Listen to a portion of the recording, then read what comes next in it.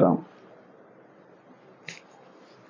सभी सनातन प्रेमियों को एकादशी व्रत की बहुत बहुत बधाई। तो जैसा कि आपको पता है कि आज एकादशी व्रत है, तो जो हैं उनको भी बधाई और जो नहीं हैं उनको भी बहुत बहुत एकादशी की बधाई। तो मित्रों, आपको पता है कि हमारे सनातन धर्म में एकादशी का बहुत ही महत्व है। तो अगर आप लोग रहते हैं तो भी अच्छी बात है, अगर नहीं रहते हैं तो कोशिश करिए कि एकादशी व्रत स्टार्ट करिए, क्योंकि ऐसा माना जाता है हमारे हिंदू धर्म सनातन धर्म में कि कोई व्रत रहे ना रहे, अगर आप एकादशी व्रत रहते हैं तो सभी व्रतों का राजा माना गया है एकादशी व्रत। तो जैसा कि आपको पता है कि हमारी कोशिश रहती है हर घर से रामचरितमानस पढ़ा जाए। ये मेरा सपना है और मुझे उम्मीद है कि ये मेरा सपना जरूर पूरा होगा। तो आप लोग कोशिश करिए कि कम से कम 5 चौपाई जरूर पढ़िए। सनातन जो हमारी संस्कृति है इसको आगे बढ़ाने के लिए, जो हमारे आने वाली जनरेशन है इनको भी आप लोग बोल सकते हैं पढ़ने के लिए। कम से कम 5 चौपाई जरूर पढ़ें।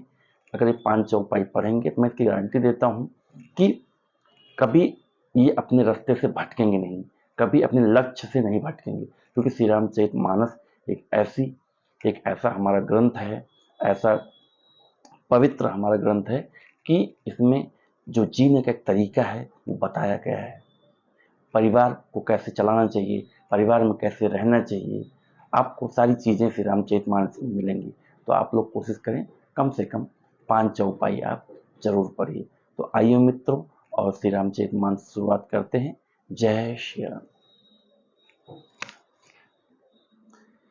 एहू मिस देखऊं पद जाई, कर बिनती नौ दो भाई।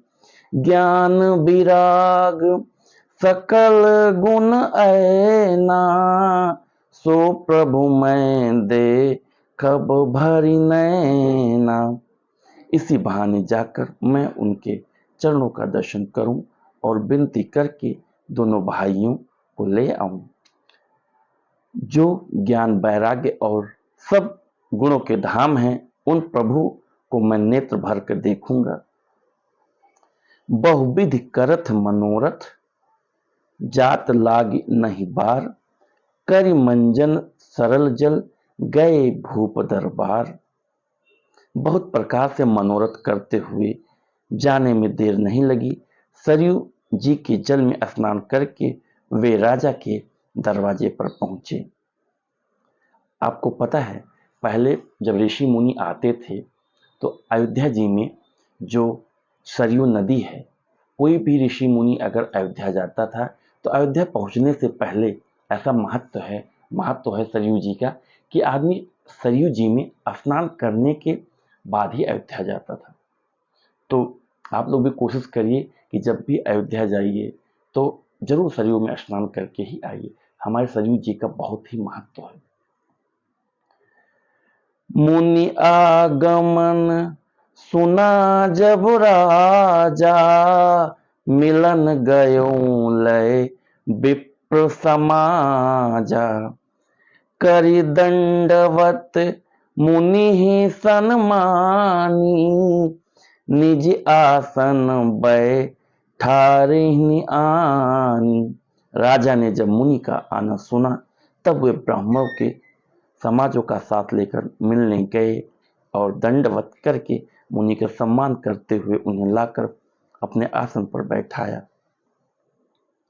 चरण पखारी कीन्ही अति पूजा, मौसम आजु धन्य नहीं दूजा। विविधि भांति भोजन करवावा, मुनि बर हृदय हरस अति पावा।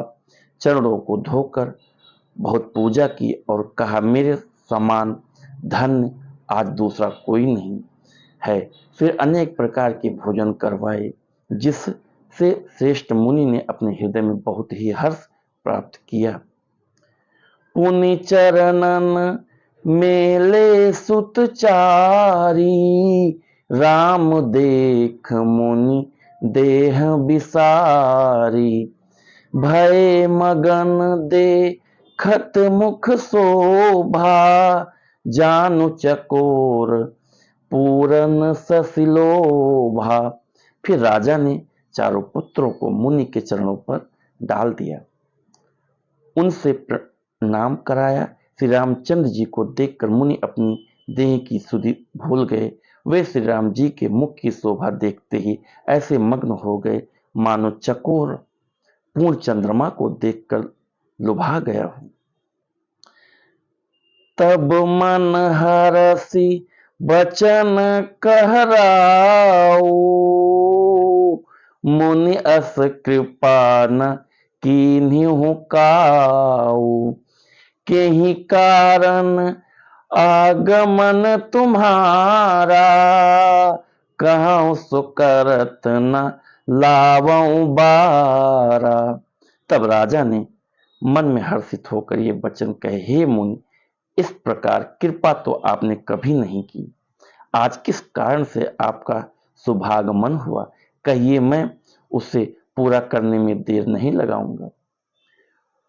असुर समूह सतावई मोही, मैं जाचन आयो नृप तोहि। अनुज समेत देहु रघुनाथा, निशिचर बध मैं होब सनाथा। मुनि ने कहा, हे राजन, राक्षसों के समूह मुझे बहुत सताते हैं, इसलिए मैं तुमसे कुछ मांगने आया हूं। छोटे भाई सहित रघुनाथ जी को मुझे दो। राक्षसों के मारे जाने पर मैं सनाथ सुरक्षित हो जाऊंगा। जय श्री राम।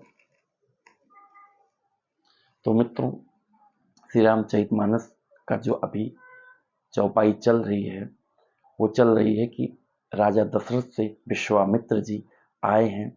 उनके जो 4 पुत्र हैं, राम लक्ष्मण भरत शत्रुघ्न, उनको मांगने, क्योंकि क्या है कि राक्षसों से बहुत परेशान हो गए थे विश्वामित्र जी। उनकी जो यज्ञ थी, उनका जब भी यज्ञ करते, पूजा पाठ करते, राक्षस लोग आके भंग कर देते थे। तो उनको पता था कि तीनों लोकों के स्वामी प्रभु आराध्य श्री राम जी जन्म ले चुके हैं दशरथ जी के यहाँ, तो वही हमारा कल्याण कर सकते हैं। तो वो आए हैं राजा दशरथ के यहाँ, उनको श्री राम जी को मांगने। तो मित्रों, आज श्री रामचरितमानस का जो पाठन है यहीं पर समाप्त होता है। तो इसके आगे कल हम फिर कंटिन्यू करेंगे, आगे बढ़ेंगे।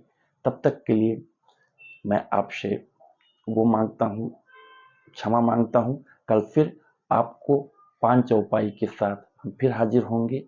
आज का अगर श्री रामचरितमानस का पाठन आपको हमारा अच्छा लगा हुआ हो तो हमारे चैनल को लाइक और सब्सक्राइब करिए। कोशिश करिए कि 4-5 लोगों को आप शेयर करिए, और 4-5 लोग अगर आपके पड़ोसी भी हैं तो आप उनको बताइए, समझाइए, और आप खुद भी श्री रामचरितमानस का कम से कम 5 चौपाई आप डेली जरूर पढ़िए। मैं यही बोलता हूँ हर बार, अगर श्री रामचरितमानस आप पढ़ेंगे तो आपके घर में संस्कार आएगा।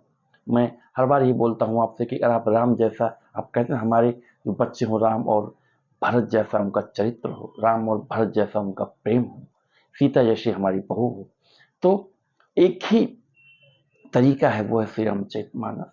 आप अगर श्री रामचरितमानस पढ़ने के लिए उनको प्रेरित करेंगे तो उनके पास 100% संस्कार आएगा ही आएगा। तो हम लोगों की ये कोशिश होनी चाहिए कि कम से कम 5 चौपाई अपने बच्चों को श्री रामचरितमानस पढ़ने के लिए जरूर प्रेरित करें हम। तो मित्रों, इसी के साथ मैं अपनी वाणी को विराम देता हूँ। जय श्री राम।